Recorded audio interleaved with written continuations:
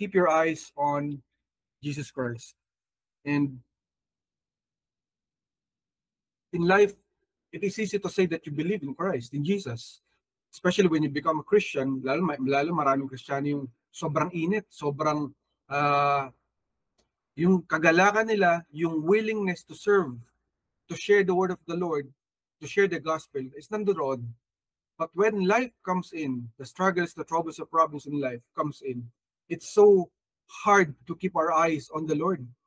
Madali tayong mawala doon sa focus natin sa ating Panginoon and napofocus tayo doon sa situation, sa problems, sa troubles that we might have in our lives. And that is the reality of life. We all face different kinds of situations, challenges in our lives. Maybe it is sa trabaho, nahihirapan tayong magtrabaho, o yung pumasok man lang araw-araw, yung magbiyahe, di ba? Minsan yung problema ng iba, pamasahe, papasok. Maybe you are encountering sickness, or maybe it's a financial trouble, may mga babayaran na hindi kayang bayaran, or maybe someone na malapit sa'yo, nagkakaroon kayo ng conflict, family issues, marital issues. No one will ever know, but God knows. So it's hard for us sometimes to keep our eyes on the Lord because nakatingin tayo sa problema. If only we can concentrate on the Lord, look upon the Lord sa lahat ng ating sitwasyon, mas magiging madali sana ang ating sitwasyon.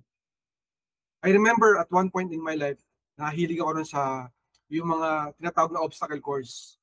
And I was looking at my parents, they were trying to inspire me, to encourage me. Kasi during that time, alam niyo yung unang-una, na sumali ako sa obstacle course. Ito yung obstacle course, yung parang meron kang running course, and then may mga gulong, tatalong ka sa mga gulong, tapos may mga bakal, diba? Yung gagapang ka sa mga bakal, tapos may mga lalambitin ka na parang yung para makarating ka sa kabilang level, parang ganon. So, if you watched yung mga palabas ng unang panahon, like yung Takeshi's Castle, I'm not sure, ngayon may mga American Gladiator, something like that. Those are the things that you can say na parang obstacle course. And as I was going through that, nakita ko nauunahan ako nung kakompetensya ko. And bilang isang competitive na bata, I was a competitive kid. I was trying to win. But I'm losing hope kasi nauna na siya sa akin. Nakikita ko nauuna siya. And then I saw my parents. Nakita ko sumisigaw sila. You can do it.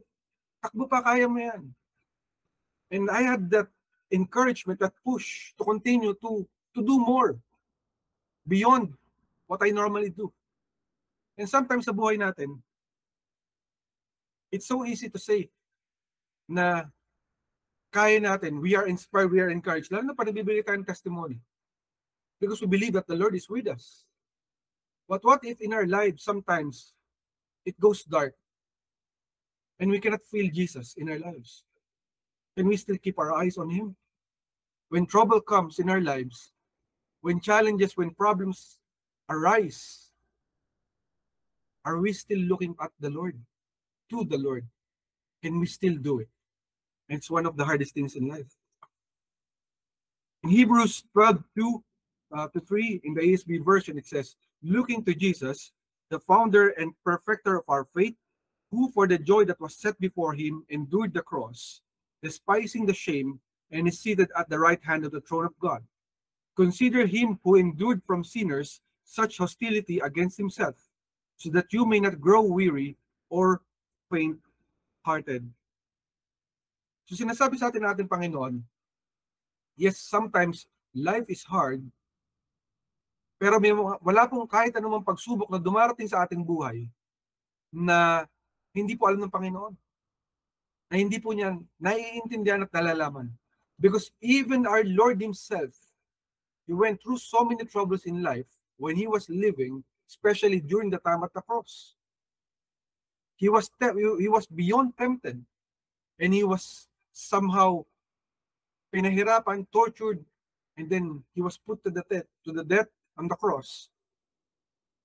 Alam ng Panginoon yung hirap ng paano maging tao. Kaya kapatid, if you go through life and there are hardships in life, there are challenges, there are problems, there are troubles, we have to understand na bago natin isipin na nahihirapan tayo, meron po nakakakita sa atin, na nakakaalam at nakakaintindi ng ating sitwasyon. Kasi sometimes, pag dumarating tayo sa matinding pagsubok, yung mismong mga malalapit na tao sa atin, hindi tayo maintindihan. Pero si Lord, naiintindihan niya tayo. At mahal niya tayo. Kasi even if tayo mismo hindi na natin naiintindihan yung sitwasyon natin, naiintindihan pa rin ng Panginoon niya. Because He went through it Himself. Kaya nga sabi, the author, the founder, the perfecter of our faith. So, ibig sabihin, he made an example of Himself. Kaya sa mga hindi po nakakaalam, nung malapit na siyang ipako sa krus, nagpa-pray siya. Sabi niya sa mga disciples, huwag muna kayong matulog, huwag kayong magpahinga, keep vigil kayo kasi baka dumating na ang kaaway, dumating na ang oras. They cannot understand it kasi inaantok na sila, dinatulog sila. No? And so, habang nagpa-pray ang ating Panginoon Jesus, waiting for the time na alam niyang huhulihin na siya ng mga kaaway, yung kanyang pawis ay dugo nang lumalabas sa sobrang stress na dinaranas ng Panginoon. Kasi alam niya, yung hirap na dadanasin niya, yung torture na aabutin niya pag siya'y pinako sa krus. So kapatid, may nakakaintindi sa'yo. May nakakaalam ng iyong pinagdaraanan. Yun ang ating Panginoon. Kaya huwag tayong mawalan ng pag-asa, huwag tayong mawalan ng joy, knowing na ang Panginoon ay alam niya ang ating pinagdadaanan. Meron tayong katuwang, meron tayong kakampi. So let us keep our eyes on Jesus Christ. There was once a Roman preacher. His name was Stănescu in Romania. He's a Romanian preacher. And siya po ay nakulong sa Russia at one point. Para po sa mga hindi nakakaalam, sa Russia, tulad ng China at iba't ibang bansa na komunista, maaaring ikaw kapatid, tayo, gustong-gusto natin maging komunista ang Pilipinas. Be thankful because we are blessed. We are not a communist country. Because we can preach, we can share the gospel, we can pray. Alam mo ba kapatid, kapag ikaw nasa isang komunistang bansa, you cannot pray, you cannot preach publicly. Ikukulong ka. Because the only religion that they want is yung religion ng gobyerno. So kung anong rules and regulation or batas ng gobyerno, ilalatag yun. Pag sinabing patayin lahat, papatayin lahat. Pag sinabing ito ang damit nyo, ito ang damit ninyo. Pag sinabing dito lang kayo titira, dito lang kayo titira. Pero sila sa saya ng buhay nila. Yung mga tinatawag na politburo, yung mga nasa taas, yung mga prime minister, ang sasaya ng buhay nila. Pero yung mga taong bayan, sunod lang kayo. So ganito po sa Russia, noong unang panahon lalo. So there was a preacher, a Romanian preacher na nahuli. Bawal po mag-preach. Nahuli siya. Sabi, sino yung preacher na yan? At sobrang lakas ng loob niya mag-preach. Alam niyang bawal. Hindi niya ba alam na pwede siya mapatay or mamatay dito? So walang gusto magsalita. Sino rito? Walang magsasalita. Sabi nung isang Russian colonel, no, yung colonel ng isang military na nandoon sa kulungan. Okay, lahat sila ready nyo. Tutorturin natin sila isa-isa. So doon nagsisigawan, nag-iiyakan na yung mga tao. And then mamaya, napunta na siya mismo doon sa guy na hinahanap niya, si John Stănescu. Sabi niya, you have power here. But my God has power. He can judge you. Yun ang sabi ni John Stănescu. Because hindi siya natakot doon sa Russian colonel.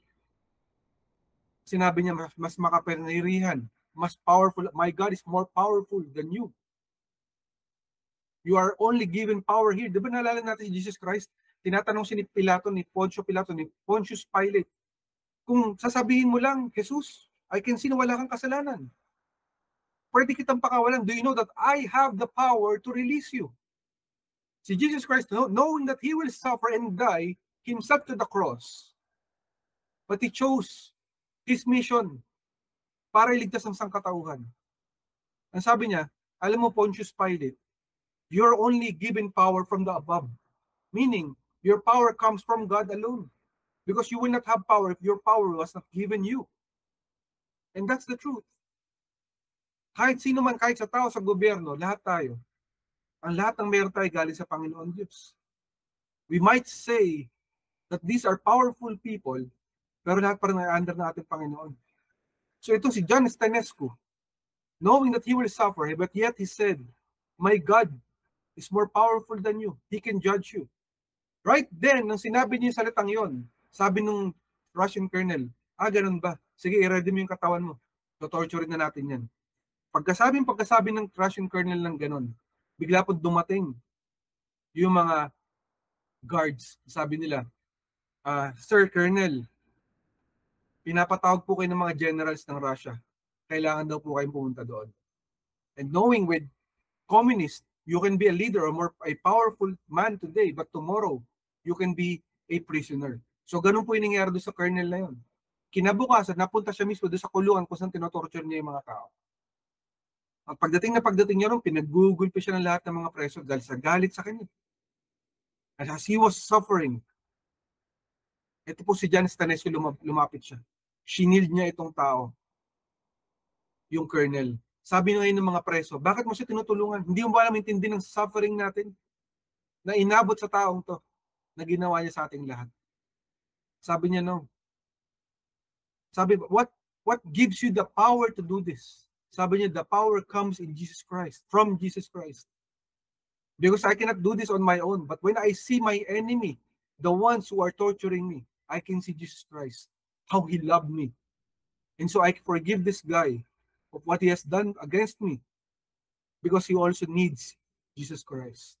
Ito po si John Stanescu, even in his hardship, nakakulong na siya and all bilang isang preacher, he remembered Christ. He looked upon the Lord. He kept his eye on Jesus Christ, even if nagsisuffer siya. Kapatid, ang tanong sa atin, can we still look at the Lord in our times of suffering, in our times of struggle? Or do we only know the Lord kapag may blessing, kapag may breakthrough, kapag may healing, kapag mayroong answered prayers? Or are we willing and are we patient enough to wait on the Lord our God and look up to Him even if we don't have yet the answer? Yun ang tanong sa ating lahat, mga kapatid. For God is our God who sees us. He is God El Roi. Sometimes we feel na hindi natin kasama ang ating Panginoon. Pero God knows what's happening to you, to me, to all of us, kapatid. Hindi po bulag ang ating Diyos. Yung salitang Yahweh El Roi or Jehovah El Roi, the God who sees me, ito po binanggit nung naging maid po ni Abraham. Kasi kung naalala nyo, nagkamali po si Sarah dahil hindi po siya makapag-anak dahil matanda na po siya. Para matupad yung pangako ng Panginoon na gagamitin daw ang mga saling lahi ni Abraham bilang lupang pangako. Technically tayo yun. Una, Israel, din tayo. The descendants of Abraham. Ang problema, wala pong anak itong si Abraham. So gumawa po ng shortcut itong si Sarah. They made a thing na hindi po tinuro ng Panginoon pero pinilit nila. So sabi niya, ay makipag-partner ka dito sa aking kasama sa bahay upang magkaroon tayo ng anak at yung anak na yun yung magiging salinlahi na sinasabi ng Diyos. But the problem was, it was not meant to be. Later on, nagkaroon nga ng anak si Sarah kahit in her old age, gumawa po ng himala ang Diyos sapagkat walang imposible sa Diyos. Pero ito pong babae, si Hagar, ay kailangan umalis kasi dalawa na sila, nag-aaway na yung dalawang pamilya. Hindi po pwede magsama ang dalawang pamilya sa isang bahay. And so she was forced to go out. Abraham blessed her kahit na nalulungkot si Abraham pero wala siyang magagawa. Because that was meant to be, to happen, dahil magkaibang pamilya. So yung anak niya si Ishmael, na technically naging leader or naging ninuno ng mga Muslims ngayon. Kaya yung mga tinatanong natin, sino yung mga Muslims? Sila'y galing kina Iso at kay Ishmael. Doon po nanggaling yan. Yung mga nanggaling kay Isaac at Jacob, yun yung Israel. Kaya magkaaway sila hanggang ngayon. Dahil nagkahiwalay sila noong unang panahon pa. Merong jealousy, may envy na noong unang panahon pa lang. And so ito pong si Hagar, dala-dala niya anak niya si Ishmael habang naglalakad sila. Ang layo pa kasi ng lalakbayin nila. Dumaan sila sa desyerto. At sa pagsisuffer nila matindi, sobrang hirap, walang tubig. Akala ni Hagar mamamatay na siya. Sabi niya, Lord, kung kukunin mo ang anak ko, huwag mo ipakita sa mata ko. Kunin mo na lang siya nang hindi ko nakikita. Pero hindi. Nagbigay ng pag-asa ang Panginoon, nagbigay ng tubig. Nakainom ng tubig si Ishmael at nabuhay. And then, Hagar said when she saw the angel of God, the God who sees me, El Roi. God sees us, kapatid, in our hardest times. Sometimes akala natin mag-isa tayo. Sometimes akala natin we are doing it by our own selves. But no. In our most hardest times, doon po pinakamatindi ang grasya ng Panginoon. Kasi kapatid, we have to understand, we cannot survive it if God was not ever with us. Kailangan natin ang ating Panginoon para makasurvive tayo sa matinding problema. That's one thing that you have to understand. It is all about the Lord. He is the one who is making us survive, sustaining us, the preserving power of our God. Preserve. Kumbaga sa preserve, di ba sa karne, bago masira, para hindi masira, minsan nilalagay ng asin. Di ba noong unang panahon, walang ref or fridge. That's why they are preserving the food. Kasi una, inaadobo nila, kung hindi, nilalagay nila sa asin to preserve the food. And that's the same way with God. We cannot survive if He will not preserve us. Yes, we are undergoing the fire, the troubles of this life, kapatid. But God is so good that He is sustaining us and preserving us. For we have a mission, kapatid. We are all warriors in the eyes of the living God. Pero kahit warrior tayo, kapatid, ng Panginoon, tinawag niya tayo for His anointing, for His calling. Let us be reminded na minahal tayo ng Panginoon in our worst time. Nakita tayo ng Panginoon in our worst situation. Tulad ng sinasabi ng kanta kanina. When no one is looking at us, when no one is seeing us, God sees us. And yet He loved us in our darkest. Kung saan tayo madumi, nakita tayo ng Panginoon kasi gusto niya tayo iligtas.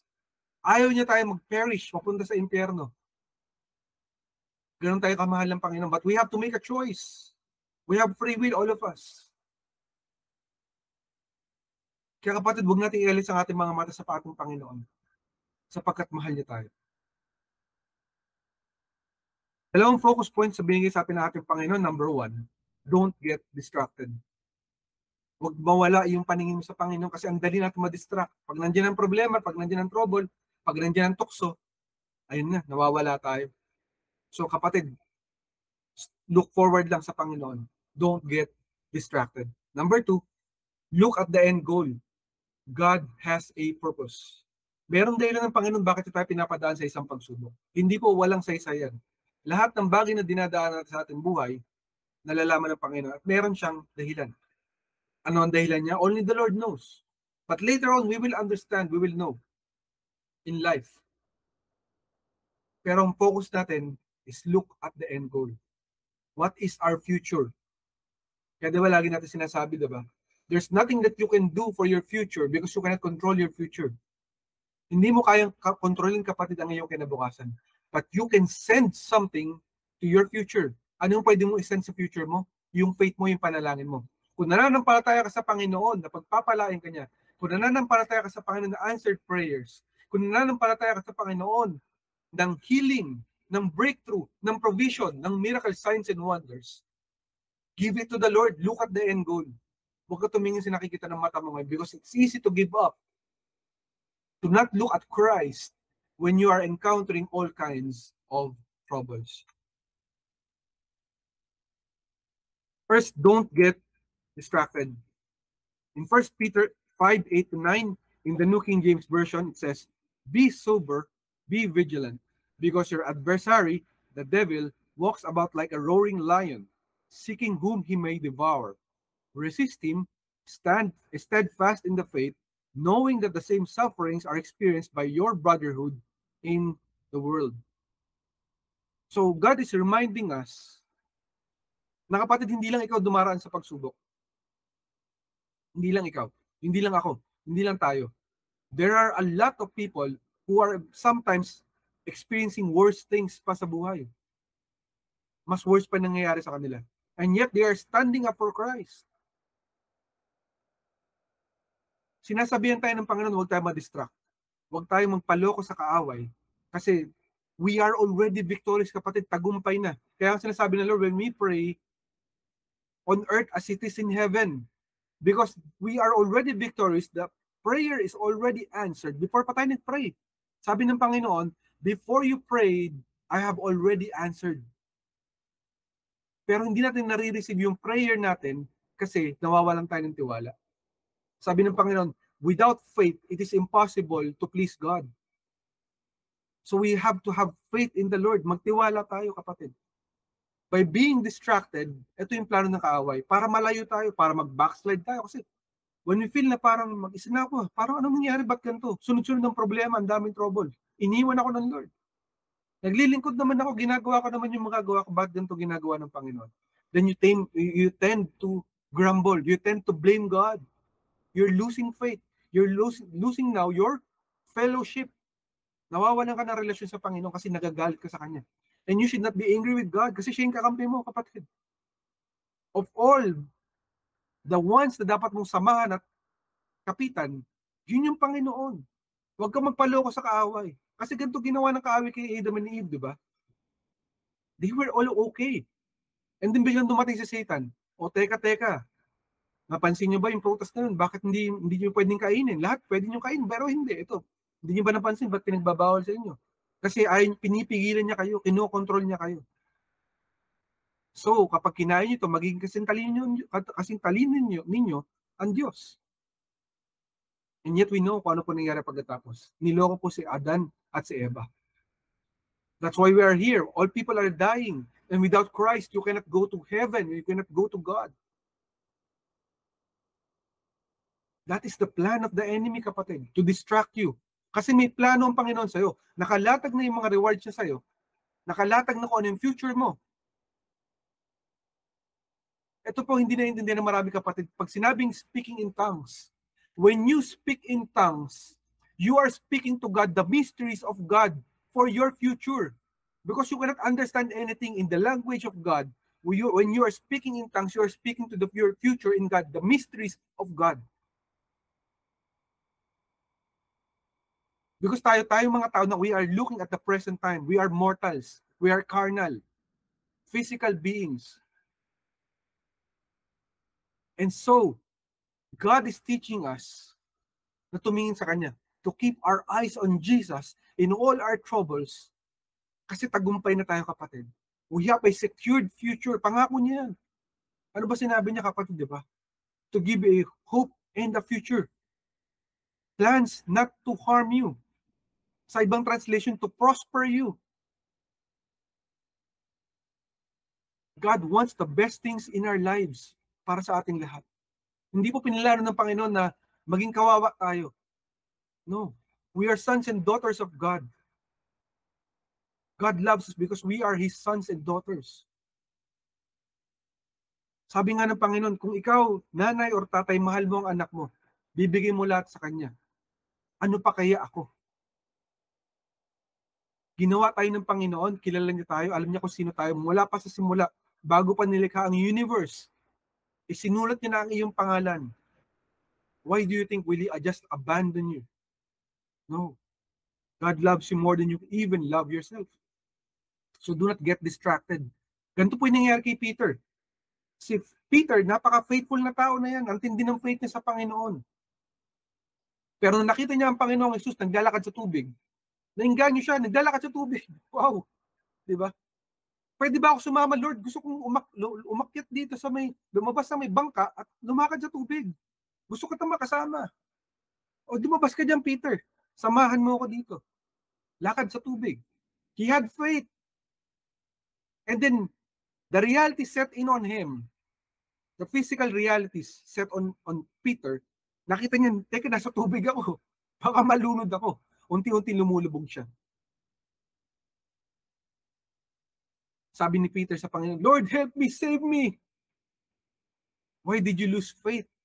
Kanina naglalakad ka, nakita mo ko naglalakad. Bakit naisip mo lulubog ka? I was with you and I am with you. Have you forgotten? Kasama mo ako, anak. Hindi kita iniwan. But it happened to Peter of all people. One of the most faithful na mga anak ng Diyos. So it can happen to all of us, kapatid. But God is teaching us, don't get distracted. Huwag ka magpa-distract sa situation.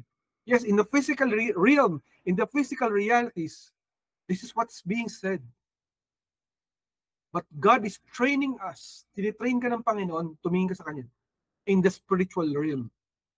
On earth as it is on heaven. Ganito rin po yung nangyari kay Elijah. He just did a great miracle sa pangalan ng Panginoon na nagkaroon po ng ulan. For more than 3 years, wala pong ulan sa Israel. Dahil sumasamba sila kay Baal. Si Baal was the god of weather. He had a thunder on his hand. Sinasamba siya ng mga tao. Even ang New World Order ngayon, they're worshiping him. Tawag nila Molech. They're sacrificing kids to Baal. And so, naglaban po. Sabi ni Elijah, you have forgotten about God, the Almighty God, Yahweh Elohim. You have forgotten about Yahweh Elohim. Now, Adonai, the Lord, is telling us today who is the real God. Kung sino ang magpapaapoy dito, siya ang tunay na Diyos. So may sacrifice yung mga servant ni Baal, may sacrifice po itong si Elijah. So yung mga prophets ni Baal, mga 400 sila, napakarami nila. They were trying to worship their God, Baal or Baal. They almost the whole day, they were singing and all. Kinakat na nila yung sarili nila para hindi sila antokin, pero wala nangyayari. Because their God is made of stone, cement. Their God is made of concrete, steel, bronze, made by human hands, fashioned by human hands. But Elijah's God is the one true God, the God that we worship today in Ancient Doors Church. So doon po kay Elijah, nagkaroon po ng apoy, kumidlat po. At natunaw yung sacrifice, kinuha ng Panginoon yung sacrifice. At bigla pong umulan, no? After 3 years. Napasigaw yung mga anak ng Panginoon, yung mga Israelita na nakalimot sa Diyos, sabi nila, the Lord, He is God. The Lord, He is God. The Lord, He is God. What a great miracle that the Lord did. And yet, nung nalaman po ni Jezebel, no? Yung Queen Jezebel, galit na galit si Queen Jezebel. Pinatay yung mga propeta ko, propeta ni Baal, natalo tayo, hindi ako papayag. Papatayin ko si Elijah. Kahit saan siya sumuot, papatayin ko siya. I will kill him. One of the greatest prophets in the history of the Bible, Elijah. He got distracted. Tumakbo siya, tumakas siya. Because natakot si Elijah. And then later on, God comforted him. Brought him back to his place. Kapatid, we are all human beings. We falter, we fall, we faint. But do not get distracted because this is the plan of the enemy. He wants us to forget about God's promises, about the future that we have secured in the eyes of the living God, about the rewards that we will receive. That's why marami siyang pinapatay. Bago pa nila ma-receive yung reward, ninanakaw niya na. Kasi ganun kainggit ang kaaway. Looking for someone to devour. Parang leon na nakaabang, naka-ambush to attack. And so when you look only at the trouble, you will forget about God. And there's a possibility na hindi mo makuha yung pangako ng Panginoon. Pero sinasabi sa atin Panginoon, kapatid, do not get distracted. Pangalawa, look at the end goal. Because your God has a purpose. Let us look, kapatid, dun sa end goal ng ating Panginoon. Tandaan natin, God has a reason why He allowed things to happen in our lives. It could be, meron tayong nagawang kasalanan. It could be, God is upgrading us. It could be, God is testing us. It could be, God is showing to sa lahat ng mga tao na kapaligid sa iyo na siya ang iyong Diyos. Kasi ililigtas ka niya, He will rescue you.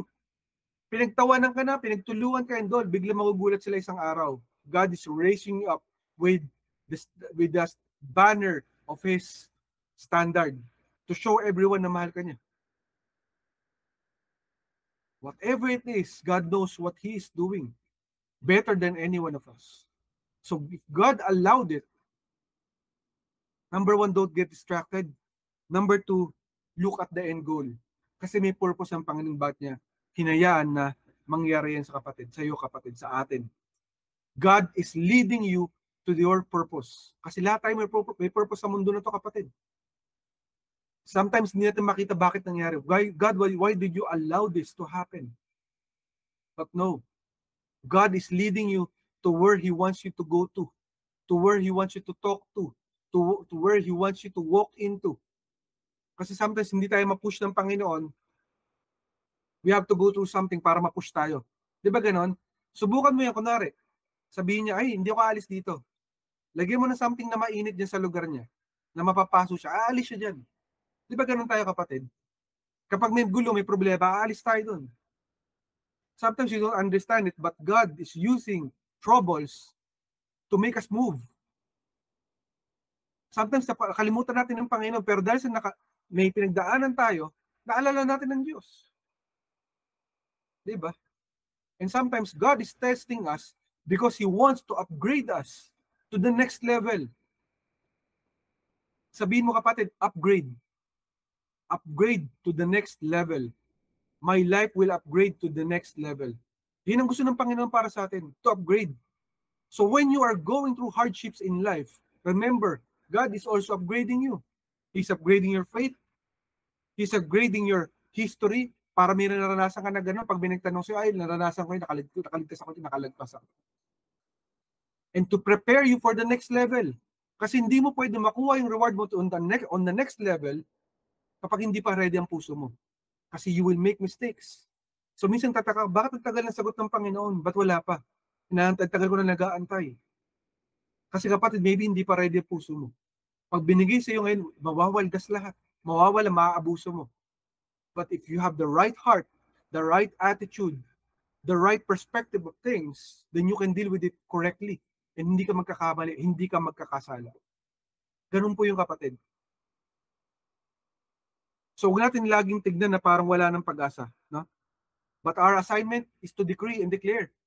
To declare God's blessings upon our lives. Sabi ng iba, think fast, positive, speak positive things. No, hindi po positivity, but blessings. You decree and declare blessings over your life, declare provision, declare breakthrough, declare miracle, declare God's anointing sa buhay mo. There was this experiment ng isang scientist, and he said, napansin niya kapag yung tubig nilagay sa microscope, pag nagsasabi ka rin ng mga masasakit na salita like anger, o kaya sadness, problems, pag mga sinasabi niya, or kaya devil or evil, yung tubig daw, pag tinignan sa microscope, parang wasak-wasak ng molecules, sabog-sabog ng molecules. Pero pag sinasabi niya, angel, God, love, harmony, tinitingnan niya nga sa microscope yung tubig, nagpo-form to ng good molecules. May mga shapes na very artistic shapes ang pinaform ng water. What is God telling us, kapatid? Our mouths have power. Our declarations have power. So, mo sabihin na pag sinabi na sa iyo ng doktor ganito, ay wala nang pag-asa. Pag sinabi sa iyo ng nanay mo na wala ka mararating, ay wala na, susundin ko na lang sinabi ni nanay. Pag sinabi sa iyo ng kapitbahay mong ganito na lang, no. You cancel it out. I refute it in the mighty name of Jesus. Every tongue that comes out against me, any slander, any curse, any contract, any witchcraft that is thrown upon me, my family, and my future, I refute it and cancel it in the mighty name of Jesus. I plead the blood of Jesus Christ over my family, over myself, over my body, because God has a plan for me and God loves me. Ganun, kapatid. Do not accept bad things in your life. Refute and cancel them because your mouth has power. Sabi nga ng Panginoon sa Bible, life and death is in our tongue. Nasa dila mo, kapatid. So do not allow our tongues na i-curse tayo. And if you make a mistake, renounce it. You say to the Lord, Lord, I renounce any curse that I have put on myself, on my family, on my future, in my future. Whatever it is that I'm doing, Lord, bless them, Lord. And forgive me if I have said something na hindi mo nagustuhan. Ganun po, kapatid. Speak blessings. Speak God's words because these things are very important. You do this by looking at the end goal. What is the end goal? God. What is God? What is God's doing in your life? Because He has a purpose. May plano siya, kapatid, sa buhay mo. Hindi parang wala lang yan. No? May dahilan ng Lord ba't niya inalaw yung kapatid. And remember, be reminded that He loves you and He will take care of you. Our takeaway for the day, number one, God will restore double to you. Kapag may ninakawang kaaway, tandaan mo, sabi ng Panginoon sa kanyang salita, the devil, the enemy, will be made to repay 7 times of what he has stolen. Kung anong ninakaw niya, babalik sa'yo 7 times. So God will restore, diba? Double to you. Pero sabi pa ng Panginoon, 7 times over. So you claim it in your life. You claim it in your heart that God is restoring to you. Whatever the enemy is taken out from you, taken off from you, from your family, from your career, from your health, from your finance, from your plans, di ba? Marami tayo lahat, may mga iba-ibang plano. But the enemy is always doing his work para wasakin lahat. But be reminded that God will bring it back. Kaya kailangan magtiwala sa Panginoon. Number 2, submit to God for He cares for you. Ibigay mo lahat, kapatid, sa Panginoon kasi hindi mo kaya. Hindi natin kaya yan. Pero tatandaan mo that He cares for you. Mahal ka niya. Gusto niya yung best para sa ating lahat. Hindi ibig sabihin mo may pagsubok ang pinagdaanan na para mag-isa ka, iniwanan ka na niya. He cares for you, kapatid. And lastly, don't give up. Your reward is coming. How can we receive the reward if you have already given up? If you want to receive that reward from the Lord, that gift from God, then don't give up, kapatid. It's easy to give up, kapatid. Napakadaling mag-give up. But, sinasabi ng Panginoon, if you will stay faithful, if you will stay with me, I will reward you with my crowning glory. Yan po ang karakter ng Panginoon. He rewards those na nagsasuffer. Kasi sabi ng Panginoon, di ba? I am near to those who are broken-hearted. If you are distraught, disappointed, discouraged, broken-hearted, alam niyo ng Panginoon. If you are lost, alam niya yan. Walang hindi alam ang Panginoon because He is omniscient. He knows everything. He is immanent. He is omnipresent. He is everywhere. Immanent meaning hindi siya nakatay up ng kahit anong gamit or bagay or lugar. Nandun ang Panginoon kahit nasaan ka. Nakikita ka niya. He sees you. He is God, El Roy. Ganun ng ating Panginoon. In Zechariah 9:12, in the WEV version, it says, turn to the stronghold, you prisoners of hope. Even today I declare that I will restore double to you. Tayo, kapatid, ay mga prisoners of hope. Sapagkat madalas nakukulong tayo sa ating sitwasyon, we find na parang wala ng pag-asa. But be reminded that God is telling us that whatever was stolen, God will restore double. Ngayon pa lang, even today, I am declaring, God is saying, that He will restore double, kapatid, sa'yo, sa ating lahat. Yan ang ating Panginoon, yan kanyang character. In 1 Peter 5:6 in the New King James Version, therefore, humble yourselves under the mighty hand of God, that He may exalt you in due time, casting all your care upon Him, for He cares for you. So ang sekreto, kapatid, kapag may pinagdaraanan tayo, huwag tayo maging mayabang. Huwag tayo magmalaki. Humble lang tayo sa Panginoon. Magpakumbaba tayo sa Panginoon. Lord, I'm down. I'm in this situation right now. But Lord, I am hoping in you.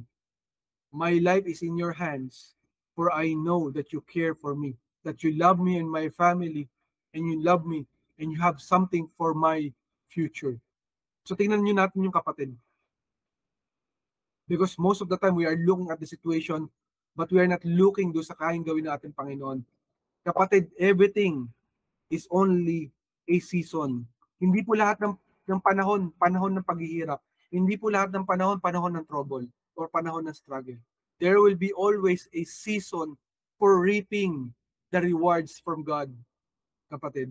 And let us not grow weary of doing good, for in due season we will reap if we do not give up.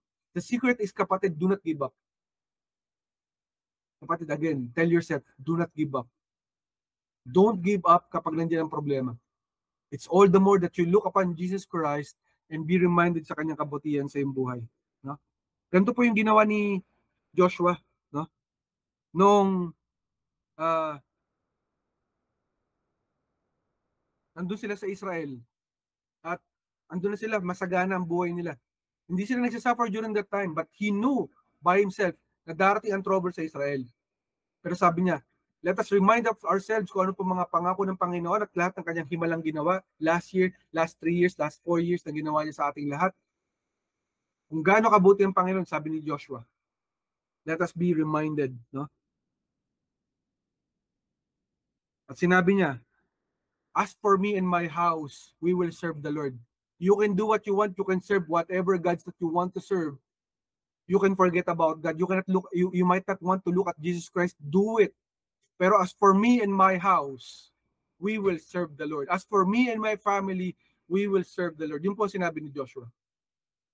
To remind everyone that it is God ang dahilan kaya sila nakarating doon. Kapatid, kaya ka nandito ngayon sa punto ng buhay mo na to, nakatagal tayo ng ganito kasi mahal tayo ng Diyos.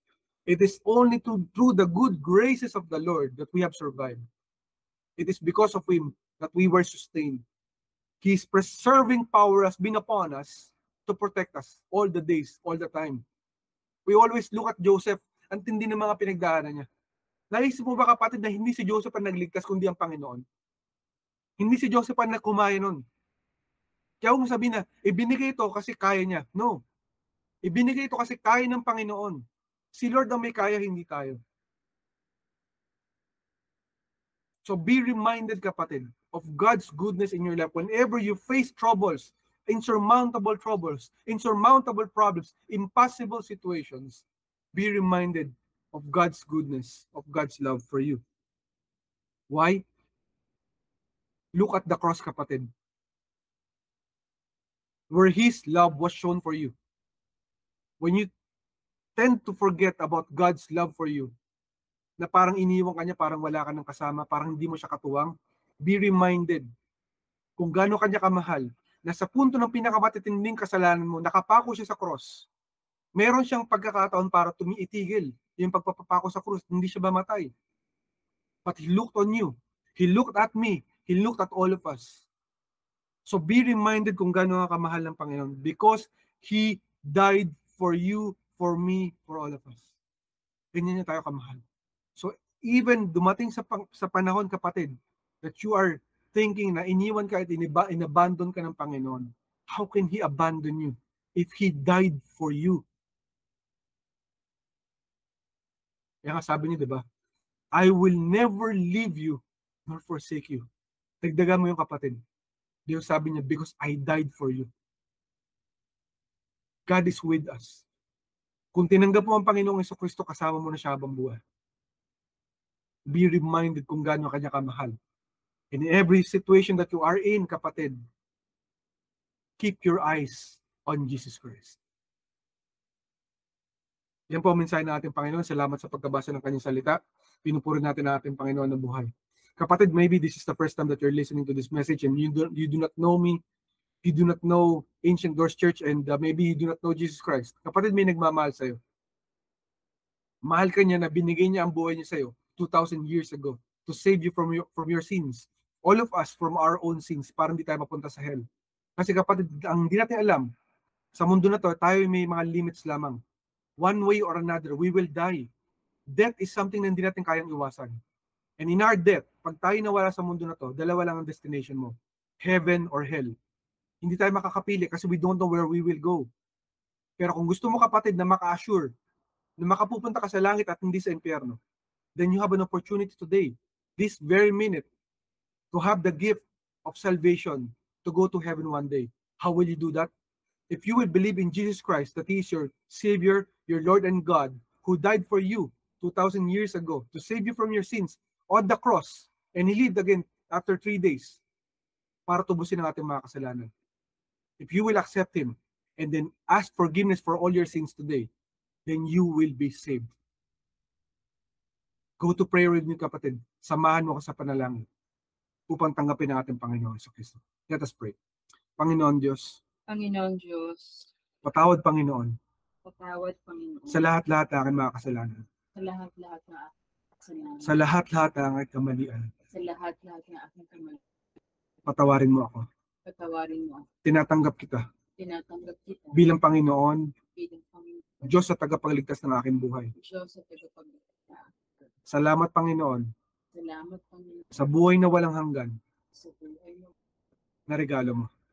regalo mo. Habang nandirito ako sa lupa, Habang nandirito ako sa lupa, tulungan mo ako maging mabuting tao tulungan mo ako maging makita sa pamamagitan ng Espiritu Santo. sa pamamagitan ng Espiritu Santo. Panginoon, Panginoon, salamat sa pagkamatay mo salamat sa krus ng Kalbaryo sa puso at pagkabuhay mo ulit pagkatapos ng 3 araw. at pagkabuhay muli pagkatapos ng 3 araw. Ikaw na ang aking Panginoon Ikaw na aking Panginoon at ang aking Diyos. Nananampalataya ako sa iyo. nananampalataya ako sa iyo. Ito ang aking panalangin Ito ang aking panalangin sa pangalan ni Jesus. sa pangalan ni Jesus. Amen, amen at amen. Amen. If you prayed that prayer, kapatid, congratulations sa iyo. Mahal ka ng Panginoon and He wants to be with you, to work on your life. If you want to know more about Jesus Christ, I urge you, kapatid, to reach us via Ancient Doors social media platform, and we will be more than glad to help you out. Congratulations sa iyo, kapatid.